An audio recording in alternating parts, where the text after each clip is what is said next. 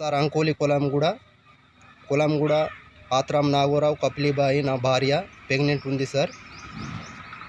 ఆమె ఎక్స్పైర్ డేట్లా ఆమెకు ట్రీట్మెంట్ చేసి మొత్తం ఈ డబ్బాలలో ఉన్నాయి కూడా ఎక్స్పైర్ డేట్లా కూడా నెయ్యి అన్ని మొత్తం కూడా కొన్ని దాంట్లోనేమో ఎక్స్పైర్ డేట్లా మొత్తం ఇచ్చేసిండ్రు, దీంట్లో ఇయ్యాలి.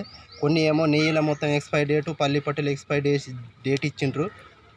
మొత్తం మేము పోయి డాక్టర్ని అడిగిన ఇప్పుడు అడిగి కూడా ఆయన అంటుండు ఇంకా వాడచ్చు, దాన్ని చెయ్యొచ్చు, తినచ్చు, ఏం కాదు, దానికి ఏం ఉండదు అని మాకు చెప్పిండు. అయితే దీంట్లోనేమో నెయ్యిల ఎక్స్పైర్ డేట్లో ఉంది.